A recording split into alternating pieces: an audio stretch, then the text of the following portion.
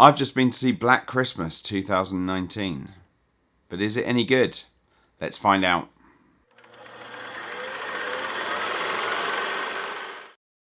Be warned, there are some very, very mild spoilers in this review.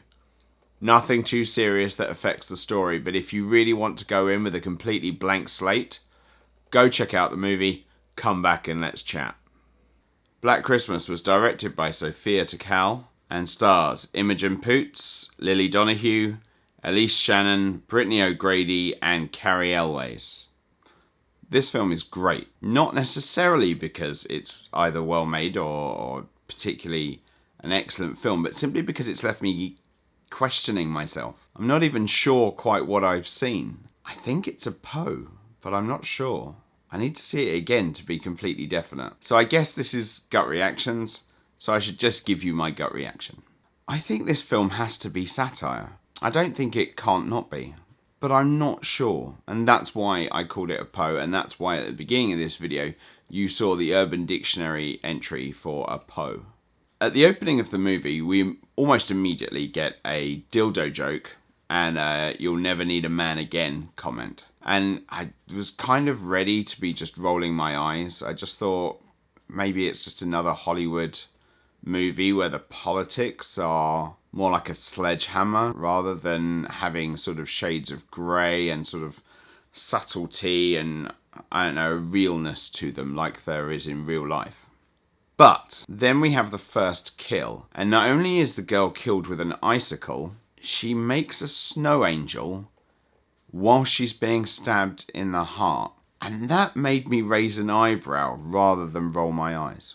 As the film goes along, it portrays a feminist message, and that's fine. I don't mind that, as long as it's intelligently done, and it's actually exploring the ideas and the concepts associated with that. And it kind of does do that. The girls have discussions about whether it's right to do a petition about a lecturer, and whether they should be studying just classics by old white guys or whether they should be expanding the curriculum to read other works by other people. But it doesn't really go into detail. Whenever these things are talked about or covered, we then move on very quickly, which made me wonder whether the director was interested in looking at these topics and discussing them, or whether she'd made her mind up and just wanted to hammer us with a message. As the film goes on though, she starts to ramp up the kind of the absurdity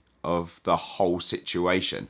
And that's why the further we go along, the more I think this is satire. To give you an example of why I think it's satire, there is a girl who is wearing a t-shirt that has a feminist message on it. I can't remember exactly what it was. It's something like "your monologue is not needed" or "your monologue bores me." It was something like that. She then takes a sanitary pad and puts it on in front of another girl, and she's got the sort of intellectual glasses and she's not wearing any makeup, and she seems more of a caricature of what people would think an extreme feminist is, rather than a fully developed character. She is then killed and dumped on a balcony and totally forgotten about for the rest of the movie. None of the other girls mention her, whereas the first girl that gets killed, we are showing the girls discussing and talking about her. And then later on, when there are other murders, they show that they're upset about it. This girl, the last time we see her, she's sort of semi-frozen in the snow, and that's it. I just feel if this was a genuinely hardline feminist movie, I feel like that character would have been treated with slightly more respect than that. Also, our main character was raped several years before the movie starts. And her and the other girls go from talking about this quite seriously at points to then singing a very sexually provocative comedy song in sexy Santa outfits, to then talking about it very seriously again. The lack of consistency in the way the characters deal with these very serious topics is either an oversight on the part of the screenwriter and the director, or they are satirizing the whole topic. I hope they're satirizing the discussion that goes on in the media. If they're not, then that inconsistency and that flippancy is a disservice to people who have actually suffered that. Ultimately, as the film goes along, it ramps up the silliness and it gets more and more extreme and more absurd until you get to a denouement which is laughably enjoyable, in all honesty. I don't truly know what to make of this film. I don't think it's a hardcore fundamentalist feminist film, but I do think it is pro-feminism, and that's fine. That's not a bad thing at all. I do think, though, it's satirizing the more extreme attitudes. I may be wrong. I really need to see this film again. So, here are 3 things I liked about the movie. Number 1, I really liked the tension build and the execution of a couple of the murders. Particularly the jump scare that references the famous jump scare from Exorcist 3. Number 2, I really liked the performances from the main characters. Particularly, I liked Imogen Poots' performance. She made her character incredibly well-rounded, genuinely believable in most cases. And she was somebody that was both charismatic, and I wanted to find out more about where her story leads and what happens to her.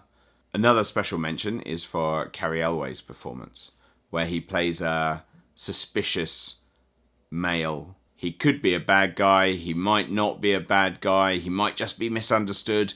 We don't know, but he just adds enough moustache twirling to his performance that it keeps us guessing and keeps us interested. He actually reminds me a lot of Timothy Dalton from Hot Fuzz. Number 3, I really like that the ending will be divisive.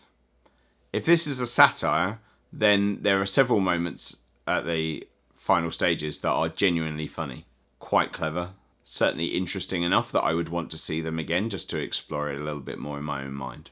If it's not a satire and it's supposed to be a serious feminist manifesto, then I think a lot of people will be rolling their eyes, including a lot of feminists, I imagine, will be rolling their eyes at what happens. And here are 3 things that I would have liked them to have improved. Number 1, the dialogue in places is a little clunky. Not all the time, it just has occasional spots, a few moments where it's just a little bit cringy. Number 2, I prefer more well-rounded real characters, and some of them were a little bit caricature-ish. That's fine if it is a genuine satire, but if it's not, then I would prefer them to have been a more whole character. Number 3, the killer and the story surrounding him may be a little bit too absurd for some people. So, did this movie achieve what it set out to do? I have no idea. If it's a satire, then yeah, absolutely. I left with a smile on my face and it made me question a few things as I went along the journey. If it's not a satire, then no, it didn't achieve anything at all. It just made a sort of laughable, ham-fisted, childish look at gender politics in the modern era. Would I recommend it? Yeah, I would. Because I want to watch it again just because I want to see if the things that struck me as being absurd the first time are as absurd as I think they are. When I watch it again, I might totally change my mind. I might sit there and say, you know what, actually, no, it wasn't as absurd as I think it was. That actually makes a lot of sense. Some key things struck me as being funny. The girl being stabbed to death while making a snow angel, I thought was very amusing. And that mindset may have then affected the rest of the film. Perhaps that wasn't intentional. I want to see the film again to find out. So, of course, I have to recommend it to you, because I think it's worth seeing twice.